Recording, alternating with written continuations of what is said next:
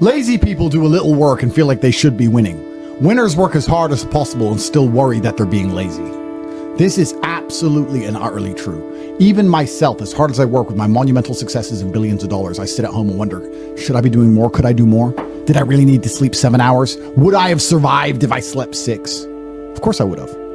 I feel permanent guilt for how hard I do not work, even though I outwork all of you. And you losers who pale in comparison to me in basically every metric that we have the science to measure, manage to do a little bit of work one day and then think you deserve time off. I deserve time off at the end of the year. I've had a hard year. Thinking about it, Andrew, I'm just analyzing our year. Have we had a single day off this year? 1,000 push-ups a day, push-ups, squats. Have we taken a single day off? Name one day where you haven't done any work in any realm this year. 0. I haven't had a single day off this entire year. Not one. There hasn't been a single day where I have worked 0 on the business, worked 0 on my body and my physicality, my strength, worked 0 on my fucking mind, worked 0 on anything, just chill. Let's chill. Let's have a chill day. We've had 0 chill days this year. 0. How do you deal with procrastination? Why are you asking me that question? Why are you on this podcast asking me how to stop procrastinating? Turn off YouTube. Go do something. What's wrong with people? This is exactly what you were talking about asking a question where you already know the answer to. You know the answer is to stop doing things that waste your time and apply yourself to something important. Now, this may not be a waste of your time, but let me tell you, you're a dumbass, clearly. It's like Googling how to get fit, like you just said. Everyone knows what a push-up is. Do 10,000 of them a day.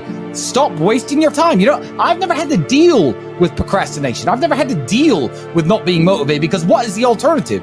Literally, be a loser forever? I am sick of reading shit on the internet saying, yeah, you know, some people are special and they take longer to bloom and your time will come. Let me tell you something, 99.9% of people who are born broke, live broke, stay broke, die broke.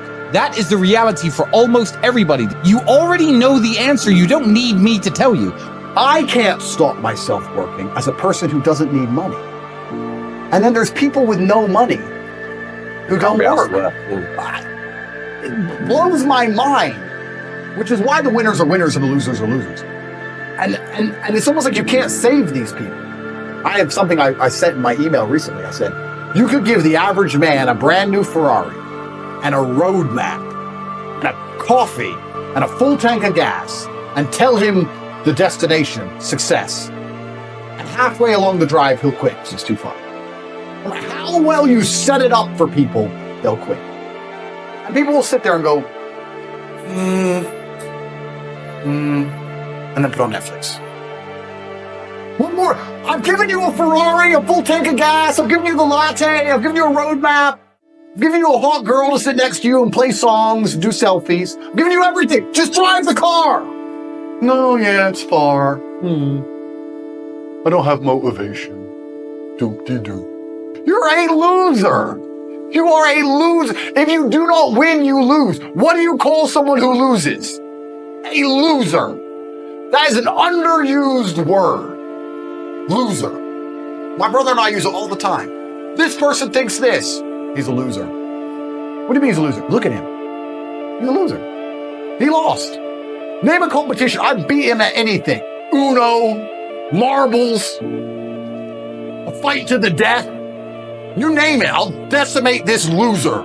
First things first, the biggest mistake most of you are making. You should be hungry all of the time. You are an animal. Do not forget that you exist in 2 realms simultaneously as an individual. You exist with your evolutionary biological makeup as an animal and also the societal version which has been constructed. They're different things. But as an animal, your body is designed to perform at best while you are hungry because you're supposed to be hunting for food. If you're full of food, you're going to be lazy and lethargic. You should always be a little bit hungry. Even after I directly finish a meal, I'm a little bit hungry because I don't eat enough that week before. So the first thing is always stay a little bit hungry. Second thing is coffee. Caffeine is a miracle drug. I am heavily caffeinated at all times, 15 to 20 coffees a day. I've also done a lot of research into coffee, a lot of research and understanding. I've also tried to quit coffee to see if there's actually any genuine benefit or improvement to my life. There is nothing wrong with coffee. It can never hurt you. Coffee, a bunch of it. Less food, more coffee. I do not take protein powders. I do not take creatine. I do not take steroids. I do not take TRT. Nothing. Lots of coffee, lots of meat. When I do eat, I eat once a day. If you stay a little bit hungry, eat a meat-heavy diet, lots of coffee, you will begin to work faster. I absolutely guarantee it. Do those things. Do those exact things. Stay hungry, drink coffee. Tell us the truth if you genuinely feel better, because I guarantee you do. Guarantee. It's actually an amazing point because you and I, not many people know this about us, we have a problem with napping. Yeah. We're anti-nap. That's the one thing we'll bully each other for. If anyone catches the other one having a nap, they get bullied. Bullied. I'm tired like a baby, and no one have my nap because I'm tired like a baby, and babies are tired, and my eyes are tired. I would have being like a baby. This is the thing. Naps are so important because people are always napping. And they're like, sleep's really important for your cognitive and your muscles. If that's so true, how come you sleep more than me? I sleep 4 hours a day. I'm built like a tank. I'd beat the shit out of you, and I'm smarter than all of you, and I'm richer than all of you. Why are you sleeping so much if it hasn't helped you at all? Yeah. Clearly you're just lazy. And you think, oh, I'll just have a nap. How do you even sleep? I can't even sleep. I've got too many things in my mind, too many problems to solve. You're sitting there sleeping away like a loser. And you should bully all your friends for napping. Because you know who takes naps? Babies. Babies love naps. So next time you see your friend napping, say, oh, you know, I know someone else who takes a nap. It's a baby. It's 1 year old. I know this 1-year-old who loves naps. Oh, did you have a nice nap? And when I say try your best, because we're not robots, that means also do your best at relaxing and resting. If you're gonna work, work. If you're gonna chill, then chill. You don't wanna be a dim light that's half on. You wanna do one or the other. Now, I find chilling and relaxing, I guess this is my personality, it makes it easy, extremely stressful. Then there's nothing more stressful for me than trying to not do my work. Because if I'm not doing my work, then I'm thinking about the work I'm supposed to do, and I'm more stressed than doing the work. So everyone goes, hey, Andrew, you need to just chill. I'm like, that sounds terrible. That sounds like the most stressful situation to be in. So all I want to do is work. But if you're gonna do something, you should be doing your absolute best at it. What's the point in doing anything if you're not gonna do your best at it? And it's amazing how things can translate. If you do your best in one thing, it's not only the fact that the way you do one thing is the way you do everything, but if you do your best in one thing, it can radiate out across your entire life. That's the greatest thing about being a man. As a man, when you upgrade your life and you become a better man, by extension, you automatically improve the lives of all of your friends, of your woman, of your children, of your community, of your country. We radiate. It's amazing. But putting in that extra effort pays off, dividends. And you can look at it spiritually. You can be philosophical about it and say that God rewards people who try hard. That's how I like to see it. God is literally looking at all of us, no matter which God you believe in, and he's saying, all these people I've created, who's thankful? Because any one of us could have lost our eyesight to bacteria at age 2. Any one of us. We didn't. So saying, who's thankful enough for what they have that they're trying their absolute best with it all of the time? So if you do that, he's like, I like this guy. I like him. He's cool. Give him blessings. Give him something. It's amazing what comes your way. If someone were to say to me, Andrew, if you make an extra dollar, or if you throw an extra punch, endless blessings will come your way, it would be disingenuous for me to sit and say I couldn't do it. So I want you to actually think about what you've done your complete best at.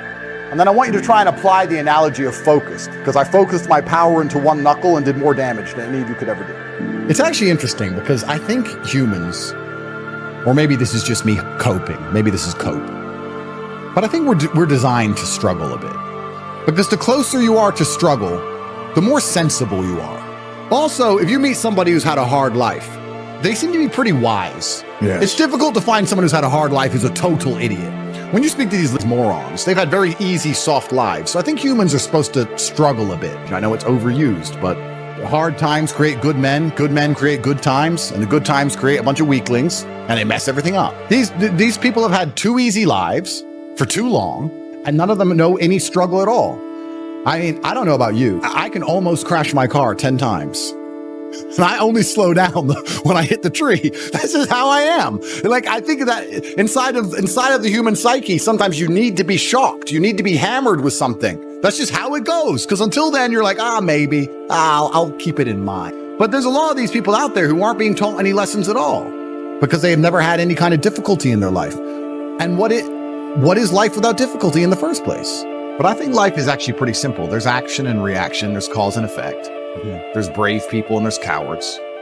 A lot of people are self-interested. And if you understand the basis of these motivations, it's not difficult to work out why the world functions the way it does. And cause and effect and action and reaction are very real. And I think one of the largest plagues we have in the world today is a lack of action amongst people, and deciding not to act is an action in and of itself, right? And that's the only philosophy you need for life. If you want something to move, you have to move it.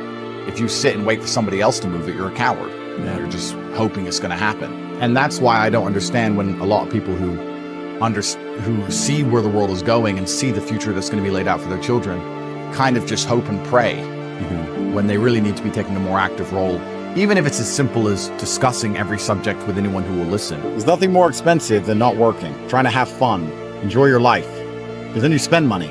But if you work, it's free. In fact, you get paid.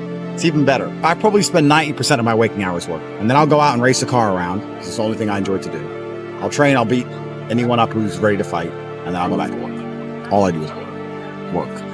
Endless. Never ends. There's always something to be done. Isn't there?